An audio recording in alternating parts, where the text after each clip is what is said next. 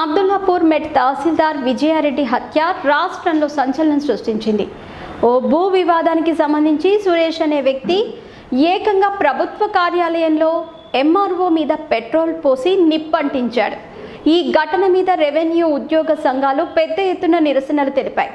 హైదరాబాద్ శివారులోని రంగారెడ్డి జిల్లా అబ్దుల్లాపూర్ మెట్ తహసీల్దార్ విజయారెడ్డి సజీవ దహనం దేశవ్యాప్తంగా సంచలనం రేకెత్తించిన సంగతి తెలిసిందే. ఇది రెవెన్యూ ఉద్యోగుల్లో వణుకు పుట్టించింది. తమ భద్రతపై ప్రభుత్వం భరోసా కల్పించాలని తెలంగాణ రెవెన్యూ ఉద్యోగులు డిమాండ్ చేస్తున్నారు. ఈ నేపథ్యంలో ఏపీకి చెందిన ఓ తహసీల్దార్ ముందు జాగ్రత్తగా తీసుకున్న ఓ చర్య ఆసక్తిని రేకెత్తిస్తోంది. కర్నూలు జిల్లా పత్తికొండ తహసీల్దార్ ఉమా మహేశ్వరి తన ఛాంబర్ ఎంట్రన్స్లో అడ్డుగా ఓ తాడును కట్టించారు. దరఖాస్తులు ఇతరత్రా అర్జీలతో వచ్చేవారు తాడు బయటే నిలబడి ఇవ్వాలని, ఎవరిని లోపలికి అనుమతించవద్దని సిబ్బందిని ఆదేశించారు. తహసీల్దార్ హడావుడితో సిబ్బందితో పాటు అక్కడికి వచ్చిన జనం కూడా ఆశ్చర్యపోయారు.